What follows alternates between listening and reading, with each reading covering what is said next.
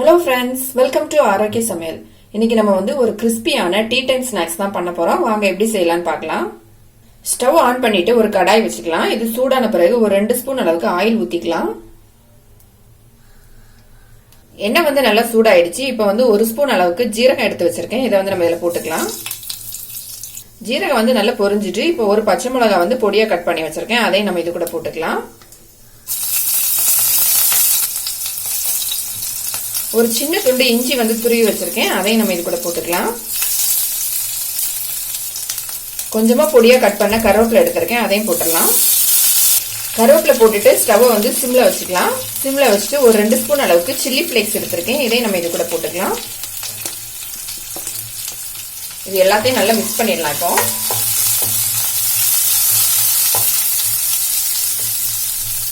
நம்ம போட்ட chilli flakes, கருவேப்பிலை, இஞ்சி எல்லாமே எண்ணெயில் நல்லா வதங்கிடுச்சு. இப்போ கொஞ்சமா மல்லியில சேர்த்துக்கலாம். இதுல மல்லியில போட்டுட்டு இதையும் மிக்ஸ் பண்ணிக்கலாம். நல்லா மிக்ஸ் பண்ணிட்டு இதுல நம்ம தண்ணி சேர்த்துக்கலாம். நான் இந்த கப்புக்கு 2 கப் தண்ணி ஊத்த போறேன். இதுல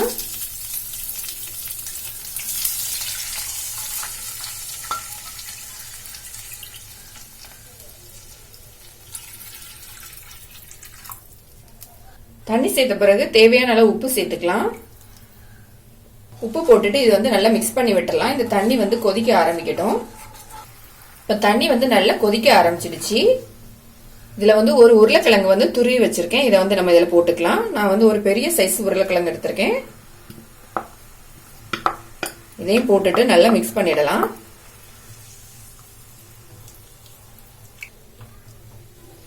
நம்ம இது எல்லாத்துக்கும் சேர்த்து தான் ஃபர்ஸ்டே உப்பு போட்டிருக்கோம். அதனால உப்பு நீங்க போடும் முன்னாடி செக் பண்ணிக்கங்க.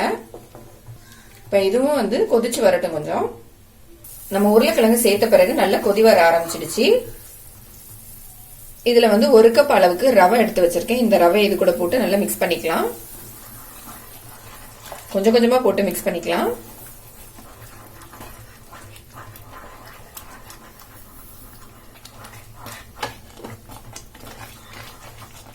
ரவை சேர்க்கும் போது ஸ்டவ் சிம்ல வச்சுட்டு ரவையை சேர்த்துக்கலாம். இல்லைன்னா ரவையில கட்டி கட்டியா வந்துடும்.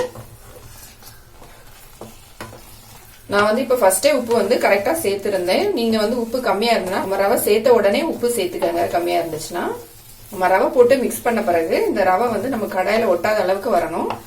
அந்த பதம் வந்த பிறகு நம்ம ஸ்டவ் ஆஃப் பண்ணிக்கலாம். இப்ப பாத்தீங்கன்னா நமக்கு ரவை ரெடி ஆயிடுச்சு. நம்ம ஸ்டவ் ஆஃப் பண்ணிட்டு இதை நல்லா ஆற வச்சுக்கலாம். நம்ம மிக்ஸ் பண்ணி வச்சிருந்த ரவை நல்லா ஆறிடுச்சு. நம்ம இப்ப இதை வேற பவுலுக்கு மாத்திரலாம். நான் இப்ப வேற பவுலுக்கு மாத்திட்டேன். இப்ப நம்ம கையில கொஞ்சமா ஆயில் தடவிட்டு இதை நல்லா மிக்ஸ் பண்ணிக்கலாம். மாவு நல்லா மிக்ஸ் பண்ணி எடுத்துக்கிட்டேன். நல்லா மிக்ஸ் பண்ண பிறகு நம்ம 2 கையிலயுமே ஆயில் தடவிக்கலாம். தடவிட்டு இதுல இருந்து சின்னதா ஒரு பால் மாதிரி எடுத்துக்கலாம். எடுத்துட்டு இந்த மாதிரி உருட்டிக்கங்க.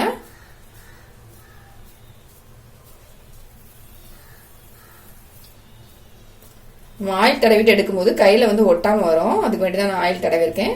நம்ம இந்த மாதிரி உருட்டிட்டு இந்த கையில வச்சு லைட்டா பிரஸ் பண்ணிக்கங்க. பிரஸ் பண்ணிட்டு சென்டர்ல ஒரு ஹோல் போட்டுக்கலாம்.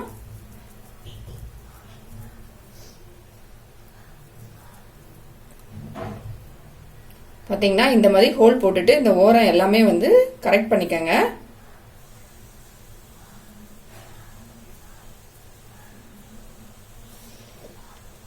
இந்த மாதிரி நம்ம எல்லாத்தையும் ரெடி பண்ணி எடுத்துடலாம். நான் எல்லாத்தையுமே இதே ஷேப்ல ரெடி பண்ணி எடுத்துக்கிட்டேன். உங்களுக்கு என்ன ஷேப் வேணுமோ அதுல ரெடி பண்ணிக்கலாம். ரவுண்ட் ஷேப்ல கூட எந்த மாதிரி வேணுமோ அந்த மாதிரி ரெடி பண்ணிக்கலாம். இப்போ நம்ம எல்லாத்தையும் ஒரு பிளேட்ல எடுத்து வச்சிடலாம். இப்போ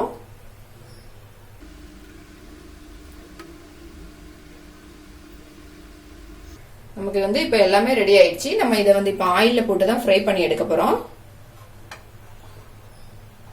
ஸ்டவ் ஆன் பண்ணிட்டு பேன்ல எண்ணெய் ஊத்தி வச்சிருக்கேன். எண்ணெய் சூடான பிறகு நம்ம ரெடி பண்ணி வச்சிருந்ததை ஆயில்ல போட்டு ஃப்ரை பண்ணி எடுத்துக்கலாம்.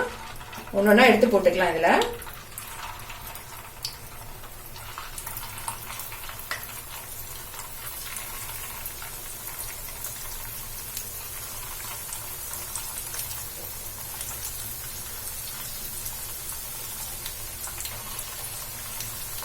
நான் ஆயில்ல எல்லாத்தையும் போட்டுட்டேன். இப்போ ஒரு பக்கம் நல்லா ஃப்ரை ஆகட்டும். நம்ம இன்னொரு சைடு வந்து திருப்பி போட்டுக்கலாம்.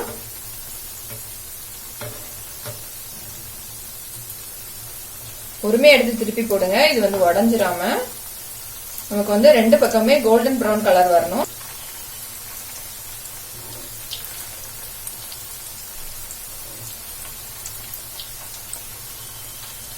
நம்ம இதுல வந்து உருளைக்கிழங்கு சேர்த்திருக்கிறதுனால ரொம்ப டேஸ்டா இருக்கும். குழந்தைங்க எல்லாத்துக்குமே உருளைக்கிழங்கு பிடிக்கும், அதனால ரொம்ப நல்லா இருக்கும்.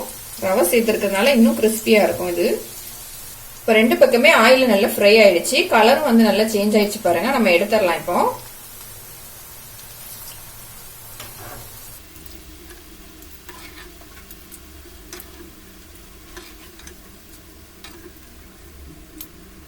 நம்மளோட ஸ்நாக்ஸ் வந்து ரெடி ஆயிடுச்சு. பாக்குறதுக்கு எவ்வளவு அழகா இருக்கு பாருங்க. நல்ல மொறு மொறுன்னு இருக்கும் சாப்பிடறதுக்கு.